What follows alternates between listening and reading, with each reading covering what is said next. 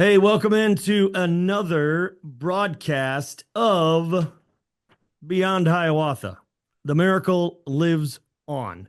And we have enjoyed bringing these recordings to you. And we are excited about the future of Hiawatha. But no doubt we are building on the foundation of a lot of people who've come before. And that is going to be definitely the story of our special guest. My name is Billy Walker. I am joined this week by my brother Craig. And maybe more importantly, we are joined today by mom, Mrs. Sharon Walker. And Otherwise we known are as UMA to thousands of people. Uma. I'm not sure if it's thousands, but at least a I few. think Two. Two people. Yeah. Okay. Craig came up with a nickname for mom a long time ago, and somehow it stuck. But there have been a few names for mom, but we won't get into that. Needless to say, she was there, has been there since the beginning, and just thought that it would be kind of cool to reminisce about things that even Craig and I were not a part of. Um, my life goes back to the beginning of Hiawatha, but I don't recall a lot of those early years. And so, anyway, mom, welcome in. Thank you. Glad that you're here. And we're excited about these next few minutes. And part of the reason that I'm excited for it, to be honest with you, is because we've found a lot of stuff out um, since dad passed away.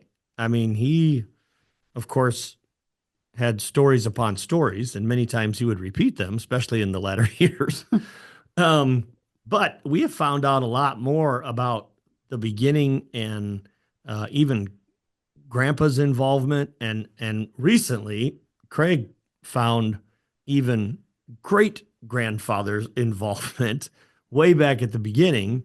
And his dreams for a miracle building and all that kind of thing, and it's an appropriate time, especially as we look forward to this kind of a new beginning with a new campground. Mhm. And in fact, I just heard from a member of the Mayhew family, and they were very excited about Hiawatha Youth Camp coming towards Allegan.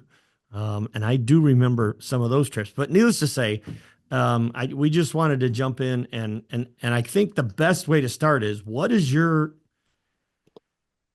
first memory? Let's forget Hiawatha. Let's just go with getting to Piat Lake, where Hiawatha would be, because it wasn't even in existence really at that point in time. Mm-mm.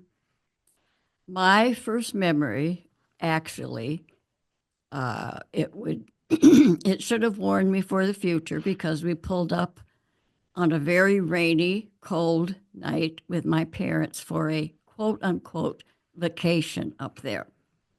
And the vacation was in mm, probably a cabin I don't think I would even stay in now, but we thought it was great. And so your grand Billy's grandmother insisted, in Alice, spite of the cold, and he was an original member of the Piat right, Lake People right. Association, and she insisted on bringing her grandson out, which was my husband Billy, and beating the Harrises, and particularly the two Harris girls, Sharon and Sally. So that is the first recollection of Piat Lake that I had. Okay, and And how we old are act you? uh maybe 11, 12. Okay, I was young. okay. And Is there a believe, bridge? pardon? Is there a bridge? No, we took a ferry for quite a few years. Okay. And So you drive up to Mackinac City which was and an all you, day trip. We got up very early in the morning, and usually because of a car breakdown, we ended up getting there fairly late in the evening. okay. And we took a ferry. Okay. And I maybe I shouldn't be playing this name association game, but when you told me this, that kind of startled me too. The reason that they even know about this place is from my great grandfather, Dad's grandfather, William Yes. M. Walker and Alice Walker. And the reason they know that is because they went to church at Inner city. inner city. They Right. And they his, went to inner city together. right. And his grandpa, Billy's grandpa, was the superintendent of the Sunday school department, which At was inner a city? large one at inner city, yes. So that was really how we were introduced. You ever hear that story, Craig? That's news to me. Okay, you just jump in here anytime you have a question or I hesitate to say comment, but That's a dangerous thing to say. whenever you want to jump in, please do so. This was actually his idea, even more than mine, that we have you on here. So, okay, so you're like 12 years old, and that's your first association with Pyatt. So when do they start having like camps? Because Well, again, I know that's before at that Dad and you time, take over. Your grandfather was having a family conference. He probably rented it from Pyatt Lake Bible Association. Yep. So we went, and actually my mother and my mother-in-law actually cooked in the kitchen, which was an old big stove, and that was the sweet shop. And the kitchen was in back of that sweet shop, and they cooked. And so we actually went, I think we were going to inner city, and we went to camp for, I think that it was a young people sort of thing. And we went there 2-3 years, I don't know. And Janet, that's where I met Janet Johnson, because she was a member of that church. Janet. So we went up and stayed in one of the long dorms, and it was freezing cold, and there was a pot-bellied stove that we had to build a fire in, and it was just sort of crazy, but we had a ball. That is crazy. That's just, yeah. So, okay, so Grandpa is having some camps, but at some point, the camps that he runs, he begins to use Dad as a speaker, and he begins to use John Chev and Al Youngton because there's pictures of them before Hiawatha exists. They didn't happen until later, really, to Billy. Somehow it was just your grandfather running this conference, and Mr. Zelli came to Billy and said, would you consider having a young people's camp here? And it just was like out of the blue. And I can't even remember, we were probably married, but just married. And he said yes, and neither one of our parents said no, so we did it. And we started, and the group of kids that Billy had met, a really exciting group of kids from a meeting in Jackson, and Dave Edwards and Karen Hodlin, different ones like that were part of that group. So they went out with Billy in the beginning and went to churches to have meetings. Camp rallies. Yeah, I guess it was part of his meeting, though. He had the contacts because of his evangelism. And so they went around the state in every direction, talking about Hiawatha, and that was how it was introduced. Okay. So and we actually stayed in a connected cabin 1 year, and then that was it. We decided we got to do something, so we ended up buying the cabin that we owned for years. Okay. So you stayed in the connected cabins that were up at the top of the campground. And they were not redecorated at the time. I wouldn't think so.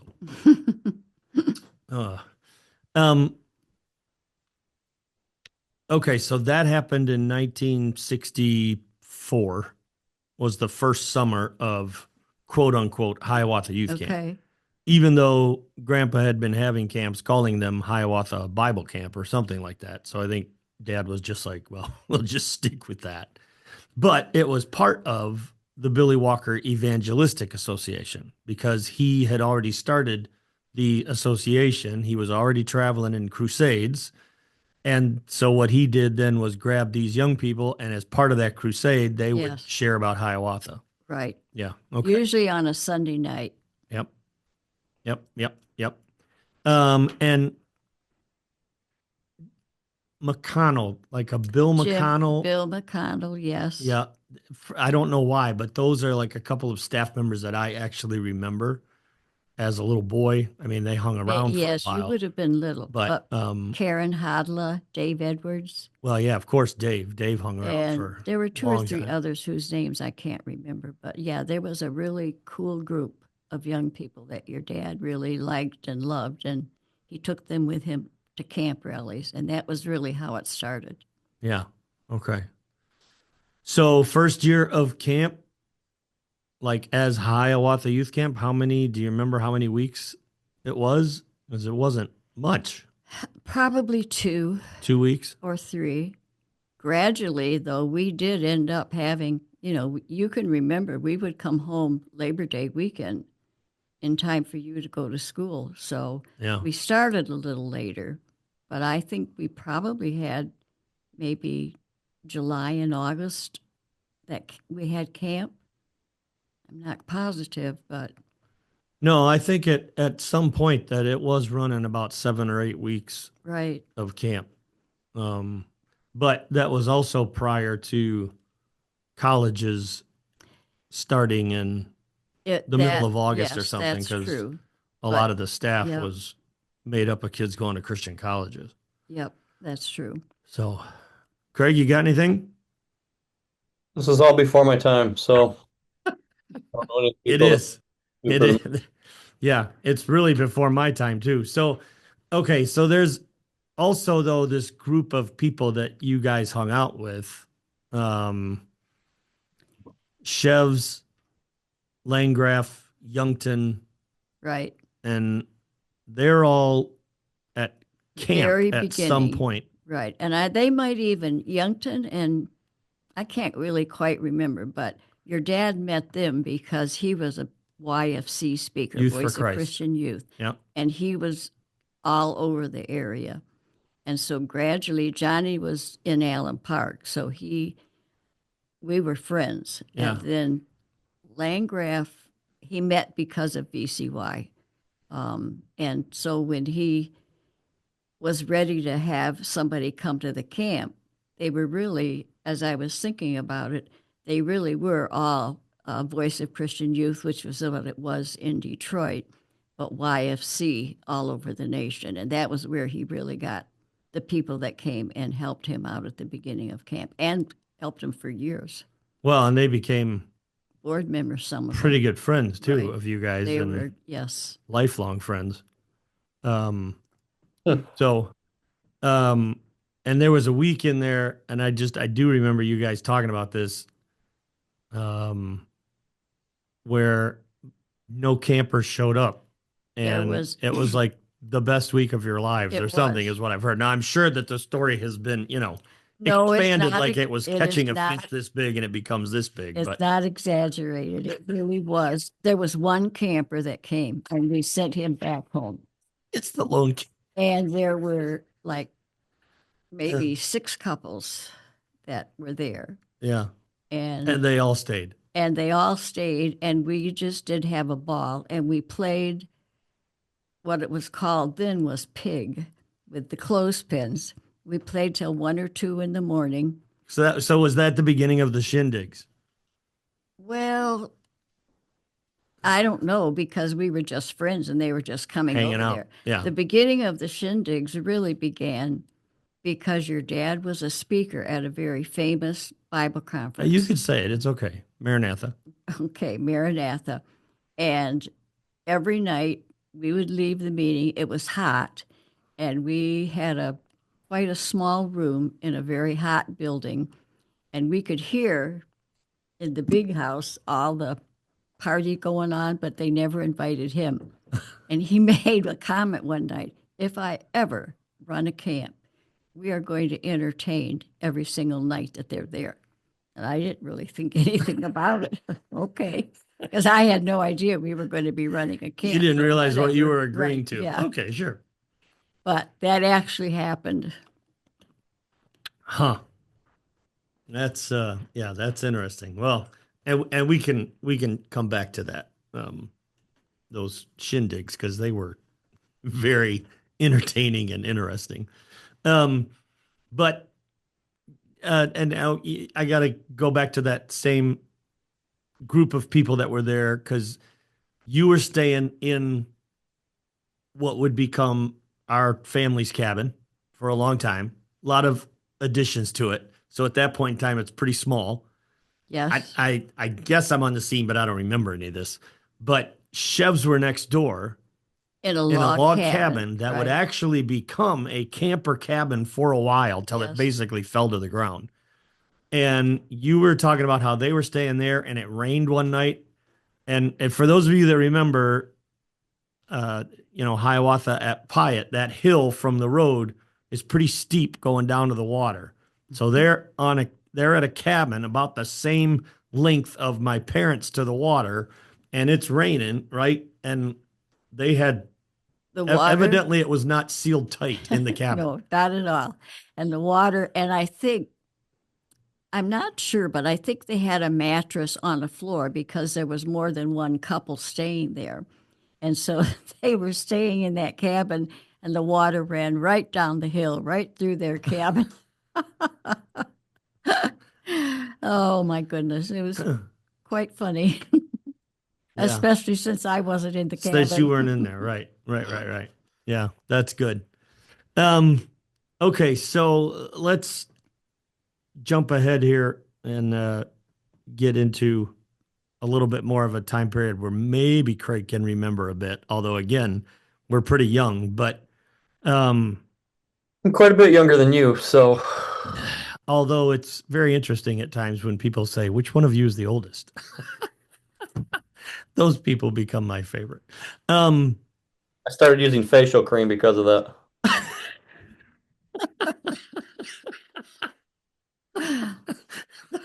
I better up my moisturizer game.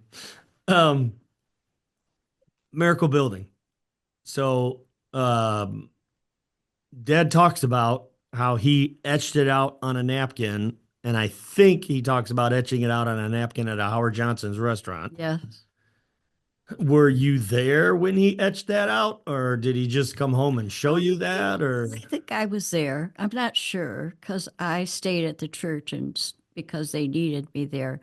But I might have been in the restaurant that night. But if not, he came home and he did show me on a napkin what he was thinking. And so then he takes, I guess, the napkin to an architect and says, "Hey." Actually, I think an architect might have been on his board, somebody he Oh, met yeah. at a meeting, but the architect was not at all impressed with his idea. And your dad was he never ever fired anybody, but he dismissed that man from his board and built the cabin built the miracle building the way he wanted it. Really? Another story. Did not know. Interesting. So he just found an architect that would be like, I really don't remember. Okay with it. Yes, did have to get an architect, but apparently he just really felt that was what God wanted. And, he didn't really do that to people, but he just told this person that if he could not help him put that plan into effect, that he would have to find another architect, which he did. And Craig, I know that you have shared this on a podcast previous, actually the one that talks about the new space with where Hiawatha is going to be located. But you found this piece of memorabilia, actually, where you were looking for a picture and you found some stuff on the Miracle Building, the groundbreaking, and you found a story about not our grandfather, but Dad's grandfather and Mr. Zelli. Can you rehash that a bit? I just want to see if Mom remembers or knows anything about that.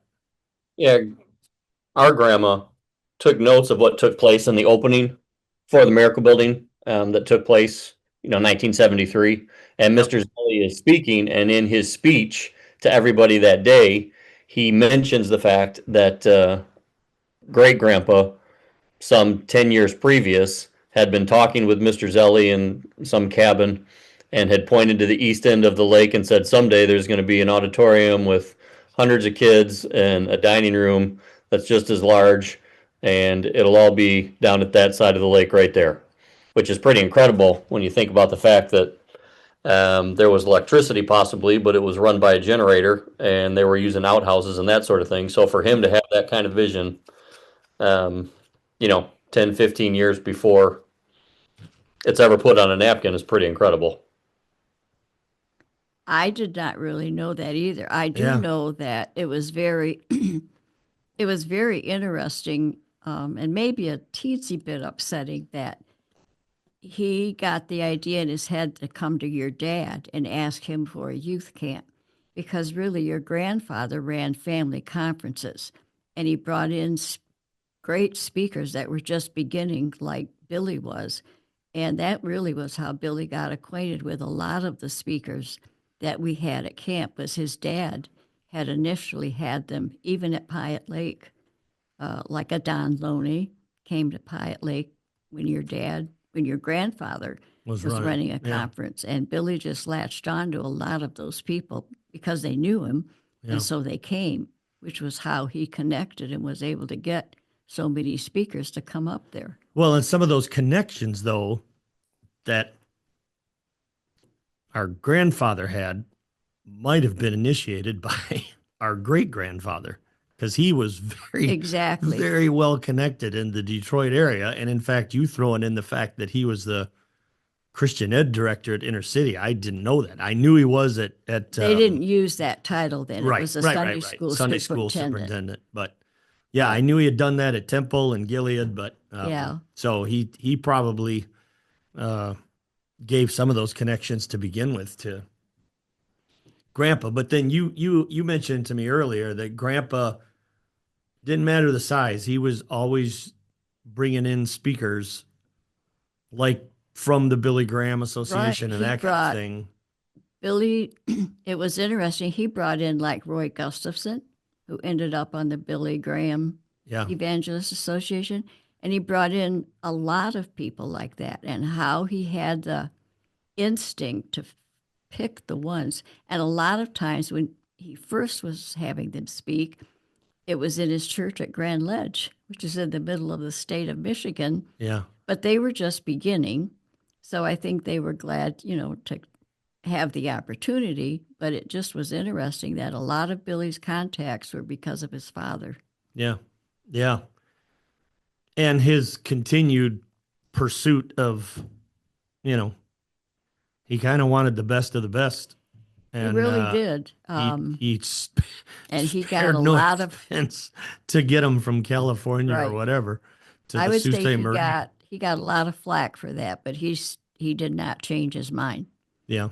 And he always was able to raise the money that he needed after camp was over. And that's what he felt and I think he was right. I think that there was something, a lot of the speakers came from California. Yeah. And they just had something a little bit special about them that really attracted young people. Yeah. Well, it attracted their youth directors too. Yeah. And they were Ron Hafer probably being the first one. Ron Hafer. Yeah. Because of where your father-in-law where your grandfather went to school. Yeah. That was how that initial contact came about. Yeah. And then because of Ron, we got several other contacts from California. They were all great. Yeah. So then, interestingly enough, just full circle, my son-in-law winds up getting his master's out in California Right. at Talbot, and we wind up in Pasadena, and it's like, oh, this is what they were talking about. Yeah. So, so he has a drawing for the Miracle Building, but he really had no idea of what it was going to cost and that kind of thing, right? No, he didn't, obviously. And I don't, well, we didn't do it. God did. But Sure. it was a little bit Nerve-wracking. interesting, Yeah. to say the least. Yeah. But it Yeah. happened. Yeah, and you had just built, I mean, that the early 70s, they were building cabins. They had already redone the dining Sweet room shop, yeah. because that Or was a mess. So they yeah, rebuilt that dining room. we added on, And or we did work on the rec hall was our original chapel. that's And where our so, services were, and right. they were And filled. yeah, they were. And so we had added on there and did some work. But yeah, we just by faith. Yeah. Well, and this is Craig has tagged this a little bit as far as like Miracle 2.0 because he had the drawing and I mean, he got it from an architect. Well, they broke ground one summer, and I do recall a bit of that. I'm pretty young, but I do remember that Sunday breaking ground. Part of the reason I remember it is because I was a kid and it seemed like it went on forever. And I was proven true when Craig's looking through the book and he's finding all these people who put a shovel of dirt in there and had few words to say. Oh my gosh. Um, so it was a long service, but That's the they were service. determined. That's the service that Zelly was speaking at. Yeah, That one right there. yeah. But he spoke along with like 6 or 7 other people. Yeah. Yeah. So dad, though, is pretty determined, the board, that kind of thing, staff, we're having this building by next year.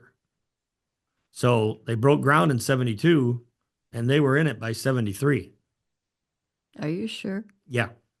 Because I don't know dates and I can't remember that we Well, did the it. reason I know they were in it by 73 is because, well, first of all, we have pictures. There are pictures.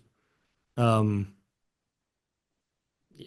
I don't know, Dream with Me in 73 or Yeah. The Miracle Okay. Goes On. Yeah. I don't know what it was, but there's pictures of the Miracle Building. It's 1973. There's a big 73 on the back wall.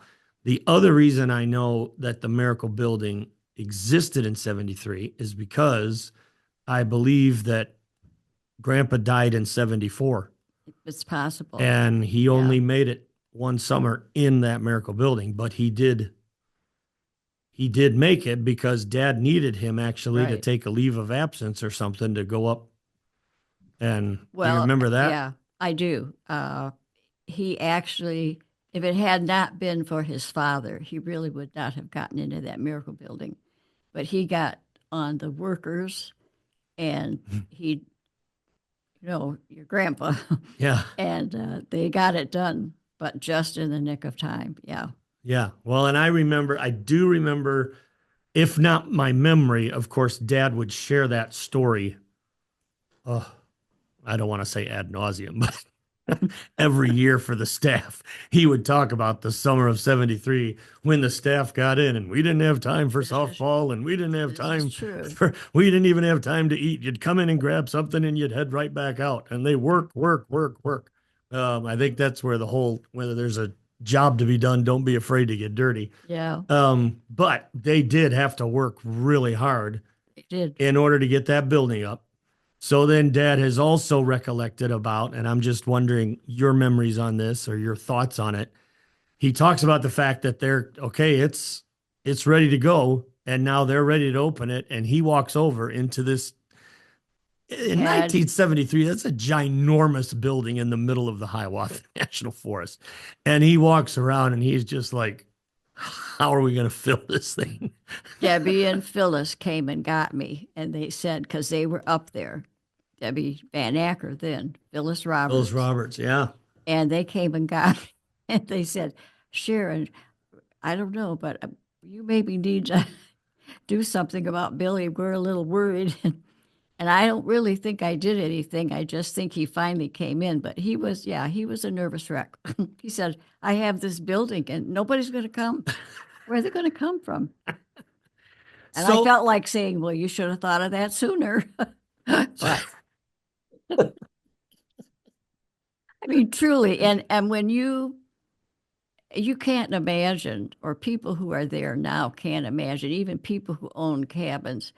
I mean, it really was a generator for a young people's camp, and we were ecstatic when we got phones that actually came into an office, and So that when we started, we really were, it was crazy, but God really blessed and we did have fun. I remember that. So, That's a key. yeah, the memories are good and there were a lot of problems, but it happened and we opened up that Sunday and we actually had the reason we were able to get it finished was because we got a donation from the Kresge Foundation. And as a guest that Sunday, Mr. Kresge and his wife were at Came. Hiawatha. Yep. There's a picture too of that. There's a picture of Yeah. Dad and Mr. Kresge and Yeah. Grandpa. Yep. And actually the only reason I remember it is because they're like all in white suits. I don't know whether they planned that. That was a little odd. No, But yeah. I'm sure they walked in and were like, wait, what? We're singing in a men's trio. So the summer is over and great summer. Awesome. But when it's over, everybody goes home. The Billy Walker Evangelistic Association owes about $250,000. I guess, I don't know. Yes. A lot of money. That's what they owed. Actually, President is when he was interviewed by Bill, Dad says he never told Mom the amount that was owed.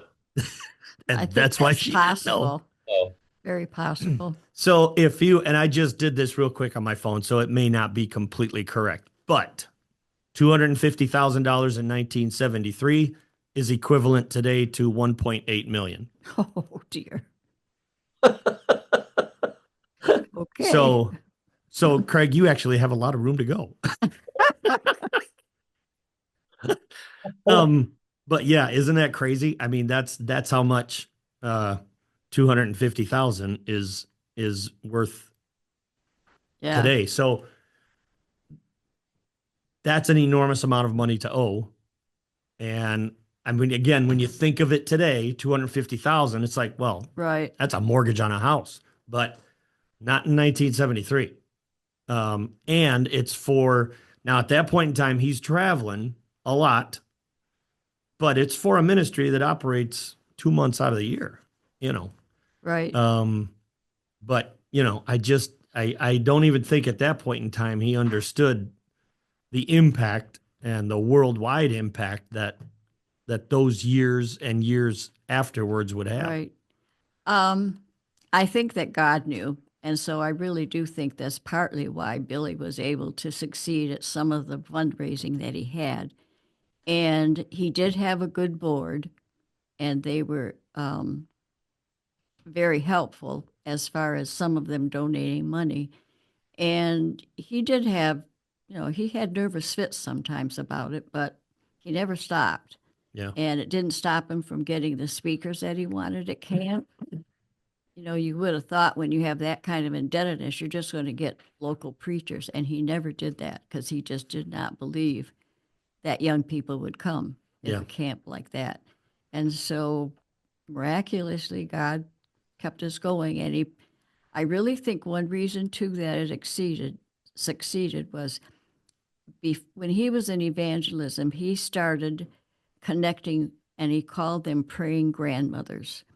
And so his letters went out not particularly to the people who were at camp or cabin owners. His letters went out to what were called prayer partners, and they were a lot of them praying grandmothers, and they prayed for him and they wrote back to him. And I really think that's one thing that God honored and answered their prayers and kept your father going at times when his nature was not really to do what he was doing in Yeah. a way as a camp, and especially as a camp director. Well, and let's touch on that just for a minute. Because this was something that kind of got shared after he had passed more so than even before. I mean, we knew that he didn't like to travel much out of the state. He was not a big fan of he's not going to head to Florida, anything like that, but did not realize that he had such a hard time going up to Hiawatha. So I am, and I'll just briefly share this story with our listeners. I'm in Red Lobster. We're having dinner in Red Lobster with my wife, and it's after a Sunday morning service. And she gets a text from a gentleman that she works with.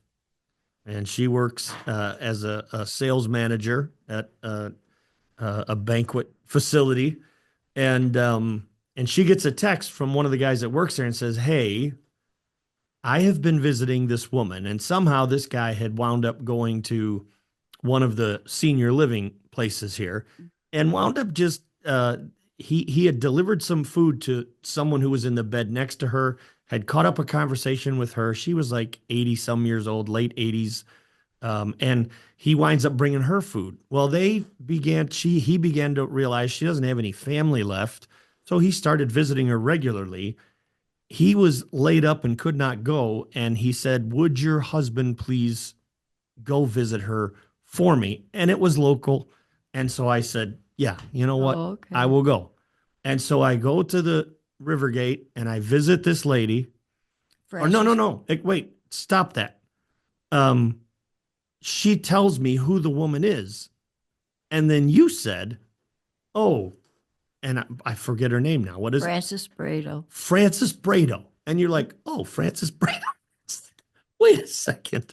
So then you begin to tell a story about how she and your mom, Grandma Harris, were really good friends. And they did a lot of stuff here at the church, but also she was part of camp.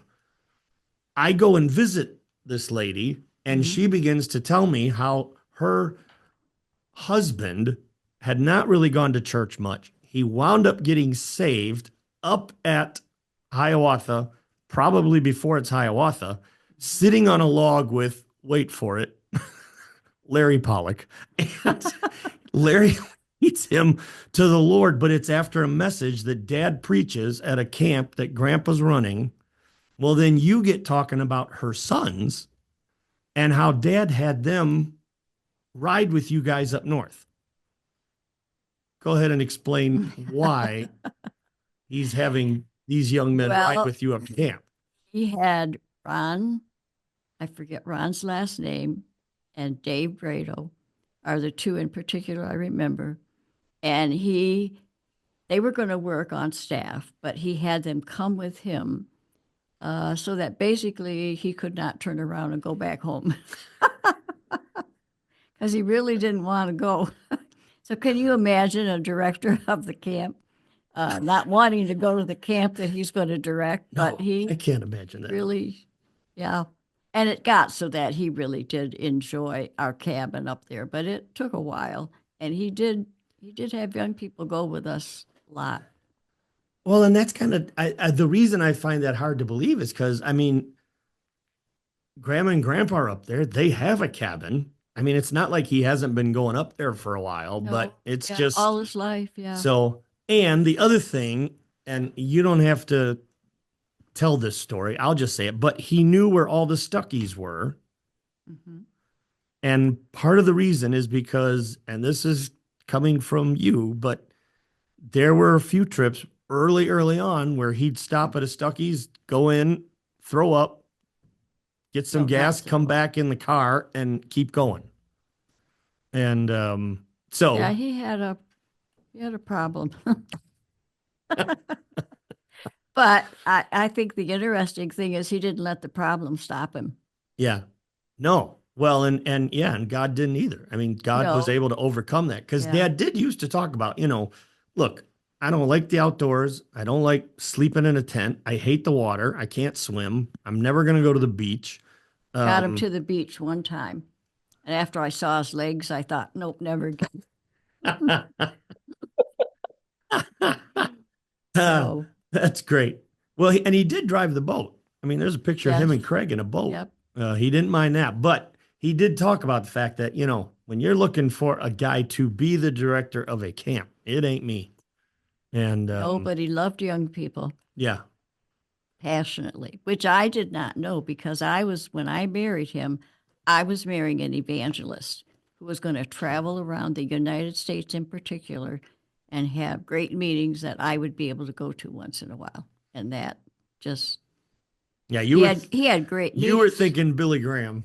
Well, not quite Billy Graham, but he did get some offers that were quite interesting, but he just never did not want to do it. And as we look back on it, realized that really God had something that was really better for him to do than the evangel, not better, but more long term.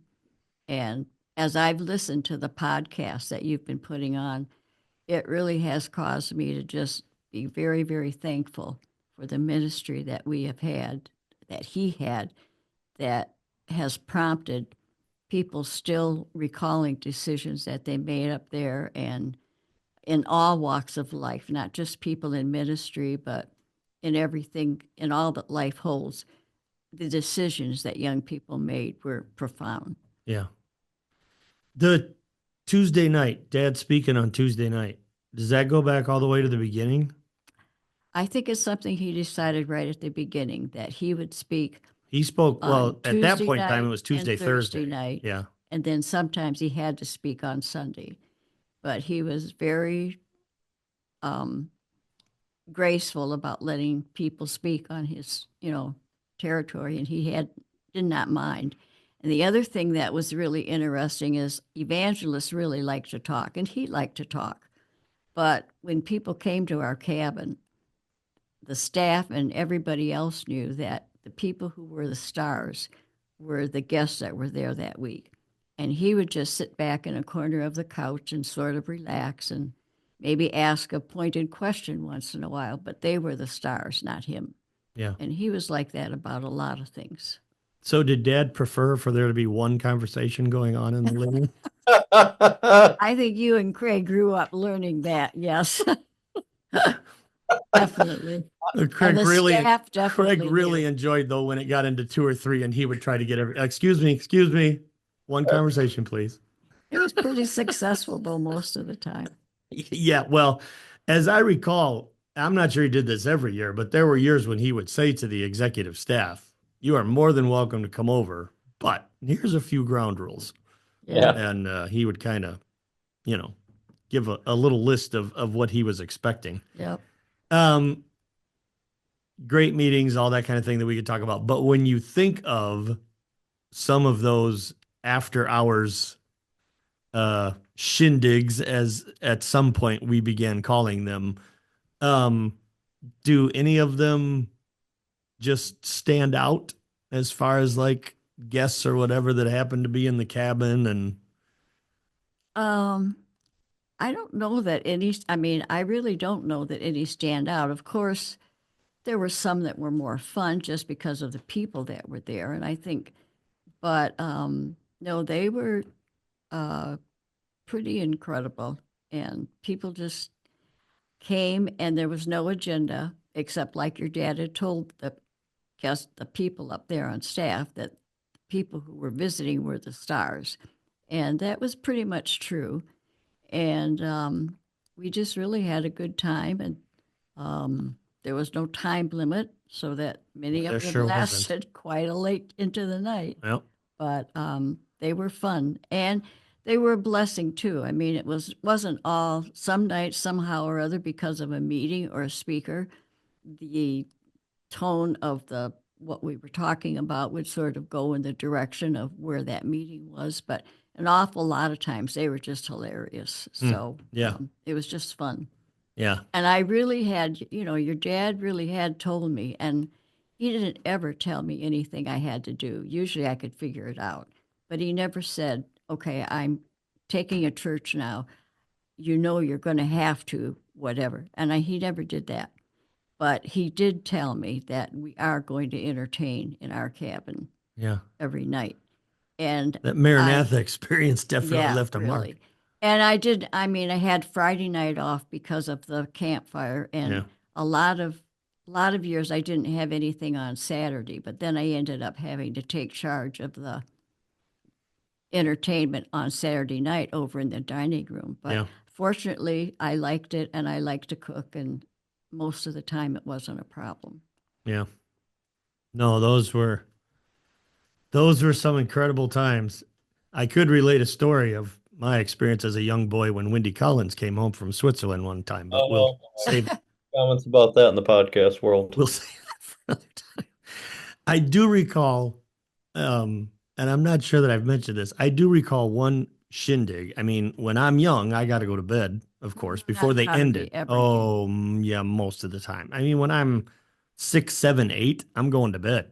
Okay. So no, I would have to go to bed. One time I go to bed, fell asleep.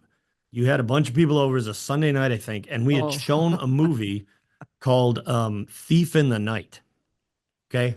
It's the first movie that ever came out about, the Jesus. rapture Yep. of the church. Everybody's gone, Yeah. and I remember having to leave the movie because I was just scared out of my mind. And somebody came, I don't know, it was dad or you or somebody came and kind of sat by me and why we watched the end of it. But the lady walks in, the guy's razors going, all that kind of stuff. At some point, the shindig ends. Dad always, not always, but usually he would make a little bit of a round up by the grounds, make sure lights were off and everything, especially before night watchman. You went with him. I get up, climb down off the top bunk and walk in, and all I see, there's plates and forks and a little bit of remnant of coffee. The coffee machine's still on. Nobody's there. And I'm like, you've got to, I have just lived this out. What in the, I was like beside myself when you guys finally came back in. Oh my Lord. I think at that point in time, I determined, okay, I'm not going to bed anymore until these things are over. I remember that. That was ridiculously scary. But anyhow, when did the Saturday celebration start? Was that Miracle Building? He wasn't having concerts in the Tabernacle Rec I Hall. don't know. I would think that he would have had concerts, but I'm not sure. I really can't remember. The years all just sort of jammed together a little bit. Well, but he used to bring in an artist, though, sometimes for more than one day, right? Like when Doug Oldham came the first time, didn't he come for a few days? yep. Yes. And several times he did that. Yeah. And I'm not quite sure when we stopped it, partly because of expenses, I'm sure. But, and I really can't remember when he started the concerts, if it was with the Miracle Building or if he actually had started them in the old chapel. Yeah. I can't remember that. I think it was Miracle Building, but that's only because that's all that I Right. recall. Yeah. And I don't even think it happened like the first year or two. I Maybe think not. it was a little bit into the There might be something to delve season. into and see. Yeah, we might be able to interesting come up see with when a it schedule or happened. something to see when it happened. Yeah. But I mean, he started bringing in, again, same thing, like he did with the speakers. He was bringing in the absolute best, He really was. and he was filling that place to overflowing. I mean, balcony side things, that nobody ever knew would be having chairs on them and that Yep. kind of thing. Yep. It was fantastic. So yeah, kind of phenomenal. Unfortunately, I think that's 9/11 had a major effect on Partly the because demise of Canada that a bit because couldn't of come we had a easily. lot of people from Canada that used to come, and it became a little too difficult. But are there any? Well, let me go a different route here. You know that our camp is now moving to basically Allegan, Michigan. You have been going to Allegan for most of your, well, it's been a while, but back in the early days, you were going to Allegan a lot because you had friends over there. And I remember traveling. Your dad had meetings over Yeah. there. Yeah. And you guys would go to visit the Mayhews. And then our grandparents had a relationship with the Linder homes, which is related to the Mayhews and all that kind of thing. Yep. So yeah, I just think it's really interesting. I've had an email already, just kind of reminiscing in the history of Allegan, and brought young people up 70s, 80s, and just that it's kind of unique that camp finds itself moving in that direction.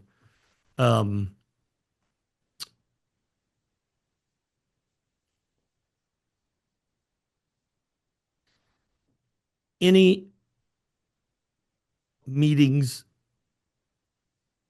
that you recall, any services? And I know, again, and I understand, Mom, they kind of all jumble together, but are there any that stick out to you over the course of nearly 50 years? I'm sure there should be. I know that especially the first few years, the concerts that Doug Oldham came and put on in the Miracle Building were absolutely phenomenal and spiritually blessed and something you enjoyed, and just tons of people. Yeah. That was extraordinary. I'm trying to think of maybe when the first speakers from California started to come. Well, that would have been Ron. Well, You talking after that? Ron was incredible. He introduced the other guys. Right. And So, Miles Cisco yeah. and Charlie Scanlon. Yep. And they were sort of a breed all their own. There just was something special about them. Yeah, they were. And we had incredible meetings. And I just think the overall, as I've listened to the podcast that's been put on, I just am totally overwhelmed in remembering how God really blessed and used Hiawatha. And I used to wonder once in a while, if anything bad was going to happen, it would happen just before we were going to go to camp. Yeah. And I would say, why does this happen all the time? And then it sort of dawned on me, because the devil knew the very good that was going to come out of a summer at Hiawatha. And every summer was different, and some of them started, there was one summer when we were on our way up there, and I think it was a board meeting your dad had to go to. It's cold and pouring down rain, and we're going through Trout Lake. And I just started crying, and I said, do we really have to do this again? And it was like, but of course, and he just looked at me, when that happened. But so there were some discouraging times. I mean, there were weeks when really, like the one week, we didn't have any campers, and we sent the camper home and had a ball. So there were weeks. Well, and there were other weeks like that. Right. There were weeks that were a struggle, but God was always faithful and would meet the needs when they came. Didn't do it ahead of time. I would have loved to have gone into a summer with $50,000 even in the bank. Well, that never happened. But he did bless, and it is unique. Even now, when I hear the people you're talking to on your podcast, the extraordinary difference that Hiawatha, and I think part of it, of course, was your dad being director, but he was able to pour what he felt into his staff, and he relied on the staff then to connect with the kids in the cabins, which they always talked about their counselor and the staff and the girl in the sweet shop. And he was able to convey that, the importance of it, that it wasn't the speaker, it was them. And they were the ones that were really going to show the love of Jesus in the everyday. And I know kids always wanted to be on staff because they thought it was exciting and glamorous. But when they got there, they really did have to work pretty hard. And God blessed that. And it just was really exciting. Yeah. What God did. No year was the same. Always, every year there was something different. And every year the problems were different. But it always happened, and God always performed miracles, and lives really were changed. And it was exciting to see what God did through the ministry of Hiawatha, and is still doing today. Yeah. Well, and I know, Mom, that the past few summers have been anything but easy for you, because what was Mhm. has changed, um, and a place where you used to entertain and all that kind of thing has now changed hands, and another family enjoying that, um, and in the renting condition that we were in, not really uh, any place or space to kind of try to duplicate uh, that or those memories or that kind of thing. But um, I'm just wondering what your thoughts were when you first heard that Hiawatha would, for the first time ever, actually have its own space and place. Your smile kind of says it all, but Well, I think it's phenomenal. It's something, I mean, we never even thought about it when we were running Hiawatha at Piat Lake. And I never really thought that I would ever have to let go of that cabin, because it was one thing your dad and I even talked about, that this is going to be a wonderful place to leave to our family.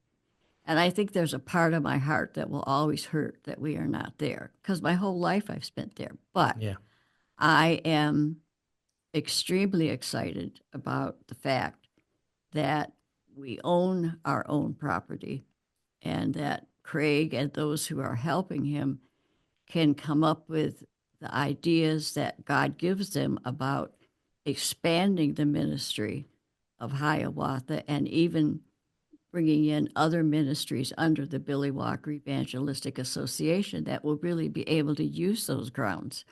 And I just think, um, I think that it's phenomenal, and that it will, and I think the fact that it's, like I heard Blaine say, we'll be able to get more kids from our area just because it's so from the close. west side. Yeah, yeah, And because that's where we were, that's just where we were. The camp was at Piat Lake, and that was it. yeah. But the fact that Hiawatha is going to be within 3 hours driving distance of Ohio or Indiana, Illinois. Port, yeah, I mean, Yeah, really, I just think the possibilities are endless, and that it'd be sort of probably scary, but it would be exciting to sort of see what God exactly is thinking when he allows something like this, yeah, and for it to be given to us. yeah, It's phenomenal. yeah. So I know there's a lot of money that has to be raised to do what has to be done, but $1.8 million.